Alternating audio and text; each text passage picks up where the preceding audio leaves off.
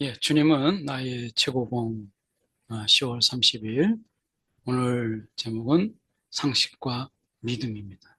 믿음과 상식의 이 관계 그리고 믿음이라는 것이 무엇인가 라고 하는 것을 함께 묵상하도록 하겠습니다. 히브리서 11장 6절의 말씀이에요. 믿음이 없이는 하나님을 기쁘시게 하지 못하나니 하나님께 나아가는 자는 반드시 그가 계신 것과 또한 그가 자기를 찾는 자들에게 상 주시는 이심을 믿어야 할지니라. 믿음이라는 게 뭔가? 히브리서 11장은 이 믿음에 관해서 잘 설명하고 있잖아요. 믿음. 우리가 정말 믿음이어야 되나? 상식은 안 되나? 정말 상식이 통하는 교회. 우리가 상식으로 되어지는 교회. 이 땅의 교회를 이야기할 때 적어도 믿음은 몰라도 상식만이라도 통하는 교회가 되면 좋겠다. 이런 이야기를 우리가 정말 많이 듣잖아요. 그런데 상식이 아닌 믿음이어야 되나? 상식으로 안 되나? 라고 우리가 생각할 수 있는데요. 이 믿음과 이 상식은 이 상반된 관계. 예를 들면 상식과 상반되는 믿음은요, 광신이 돼요. 그러니까 상식이 없는 믿음. 이것은 광신이 되죠. 또 반대로 믿음에 상반되는 상식. 믿음은 없어요. 그냥 상식만 있어요. 이것은 이성주의라고 하죠. 이런 상반된 관계, 믿음과 이성의 이런 상반된 관계. 그런데 믿음의 삶이라고 하는 것은 이런 상반된 관계 속에서 어느 한쪽에 치우치는 광신자로 또는 이성주의로 우리가 치우치는 것이 아니라 믿음의 삶이라고 하는 것은 이 두 가지를 바른 관계로 인도하는 것. 그래서 우리가 상식과 믿음이 바른 관계를 갖도록 하는 것. 물론 우리가 알다시피 상식과 믿음은 같지 않죠.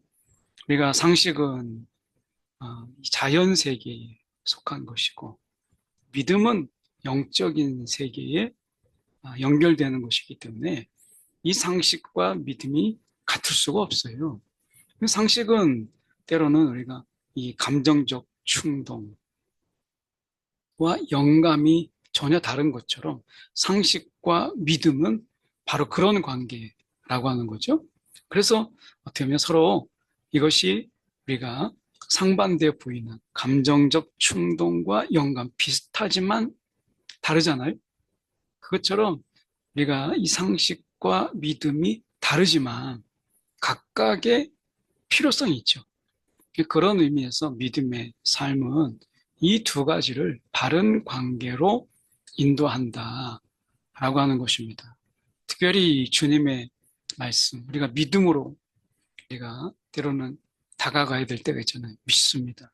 그것이 상식으로 안 되거든요. 그래서 우리가 이 주님의 말씀은 상식이 다다를 수 없는 상식의 그 범위를 뛰어넘죠. 그래서 우리가 이 계시라고 하는 거, 예수님께서 말씀하신 것은요, 상식이 아니에요.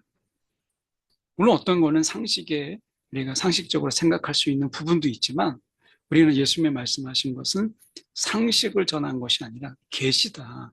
계시는 상식이 아니죠. 그래서 주님의 말씀은 우리가 상식이 다다를 수 없는 그런 곳까지 이르게 돼요. 믿음의 실체가 현실로 우리가 드러나려면 이 믿음의 시험을 거쳐야 돼요. 믿음의 시험. 이 믿음의 연단, 단련 이런 거죠. 그래서 우리가 하나님의 섭리의 연금술, 하나님의 이 섭리의 연금술로 이상적인 이런 믿음, 이것을 변화시켜서 현실적인 실체가 되게 해요. 그러니까 우리가 생각할 때 이성은 이야기합니다. 야, 믿음이 너무 현실적이지 못해. 이렇게 얘기합니다. 그래서 우리가 이 믿음의 실체라고 하는 것이 정말 있냐? 정말 이 현실적인 부분 속에서 믿음의 실체가 뭐냐라고 묻죠. 그런데 하나님께서 이런 섭리의 연금술을 통해서 우리의 믿음을 아주 이상적인 이런 믿음을 변화시키셔서 현실적인 실체가 되게 하는 우리의 현실 속에 그 믿음이 우리 가운데 들어오게 하고 그것이 실제가 되게 하는 이 실체가 있는 이러한 믿음 이것을 잊게 되는 거죠. 그래서 우리가 하나님의 말씀이 이성을 뛰어넘는 이성이 닿을 수 없는 영역까지 이른다고 해서 우리의 믿음이 항상 초현실적이고 비현실적인 이것만 믿음 그게 아니라 하나님의 섭리는 우리의 믿음을 우리가 땅을 딛고 사는 이 현실의 실체가 되게 하는 것이죠. 그래서 예수님께서 믿음으로 말미암아 이 땅에서 하나님의 그 놀라우신 역사가 이 땅에 이루어지는 진짜가 되는 눈으로 보일 수 있는 이런 실체가 되게 하시는 것을 우리가 보게 되죠. 그래서 이 하나님의 이 목적은 이 이상적인 믿음이 주의 자녀인 우리들에게 있어서 실체가 되게 하는 이러한 하나님의 목적이 있어요. 믿음의 실체가 뭐냐? 현실적인 실체가 되게 하시는 하나님의 목적이 우리 가운데 있다라고 하는 거죠. 그래서 우리의 이 믿음이 이제 우리 신앙 안에서 상식이 되는 새로운 상식이죠. 세상에 있는 상식과는 다른 우리의 믿음으로 인한 그 믿음의 실체가 이제 우리에게 있어서는 또 다른 의미에서 상식이 되는 이것을 하나님께서 원하시는 거예요. 하나님은 우리의 믿음을 단련시키세요. 왜냐하면 이 믿음의 단련이 있는 이유는 믿음의 이 대상을 실제로 만드는 거예요. 이 대상을. 그러니까 하나님 하면 저 멀리 그래서 그 하나님은 창조하시고 우리를 간섭하지 않고 보호하지도 않고 개입하지도 않고 돌보지도 않고 우리 가운데 개입하지 않으신다. 이렇게 이야기하는 사람도 있어요. 하나님은 그냥 창조자일 뿐 우리에게 그것이 어떻게 되든 죽이 되든 밥이 되든 전혀 관심이 없는 그런 분 이렇게 생각하죠.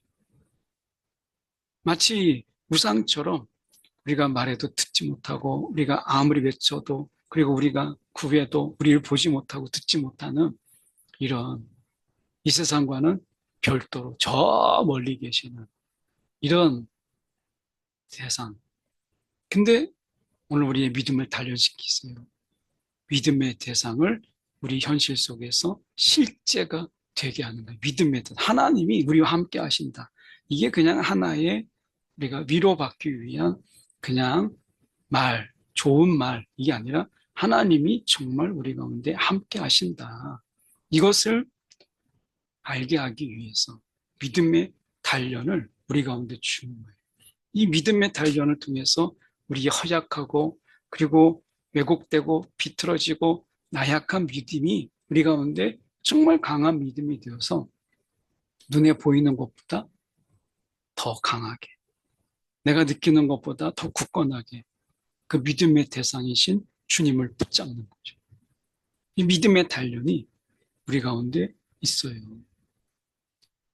이 믿음은 성령에 의해서 우리가 하나님의 이 관계, 하나님과의 관계가 우리의 전인격적으로 하나님과의 바른 관계를 맺는 것. 이게 믿음이에요. 믿음은 바른 관계다. 하나님과의 바른 관계. 그런데 우리가 모난 인격이 아니고 한 구석이 아니라 우리의 전인격. 인격은 뭐겠어요? 지정, 의중. 우리의 지식, 우리의 의지, 우리의 감정. 인격의 3요소잖아요. 지정, 의가 하나님과 바른 관계. 우리의 생각, 우리의 어떤 이 의지 결단, 그리고 우리의 감정, 이 모든 것이 하나님과 바른 관계를 맺는 것. 그래서 기쁨, 결단, 때로는 우리가 하나님을 아는 이 기쁨, 이런 것들이 다 하나님과의 바른 관계 속에서 나오는 거죠. 결국 믿음이 뭐냐? 라고 하는 것. 그게 상식과 다른 것이 무엇이냐? 상식은 우리가 건전한 관계. 이거죠? 건전한 관계. 그냥 상식은 서로 간에 에티켓 지키고 서로 피해주지 않는 이런 관계. 근데 믿음은 상식이 다가갈 수 없는 더 깊은 올바른 관계, 친밀한 관계, 이것을 이끌어요. 그래서 상식으로는 다가갈 수 없는 믿음, 믿음이 우리 가운데 이 하나님과의 친밀한 관계로, 상식으로는 접근할 수 없는 깊은 관계, 친밀한 관계로 우리를 인도하는 것이죠. 오늘 성령의 이끄심과 성령의 능력에 의해서 내가 믿음으로 주님과의 깊은 그리고 그 바른 관계 속에 우리가 거하며 살아가는 저와 여러분이 되기를 소망합니다. 사랑에 많으신 하나님 아버지, 오늘도 상식이 없는 믿음, 그 광신적인 믿음, 신비를 쫓는 믿음, 믿음은 믿음이 없이 상식만 구하는 그런 이성적인, 그래서 하나님의 신비 그리고 하나님의 초자연적인 역사를 다 부인하는 이런 믿음이 아니라 오늘 성령의 능력 안에서 우리의 믿음이 하나님을 있는 그대로, 그리고 그 하나님과 우리가 바른 관계로, 그 친밀함으로 우리가 주님을 더 깊이 알아, 그리고 그 관계 속에서 우리가 하나님 베푸신 은혜를 누리는 우리 한 사람 한 사람 되게 하여 주옵소서. 살아계신 예수 그리스도를 받들어 기도드렸나이다. 아멘.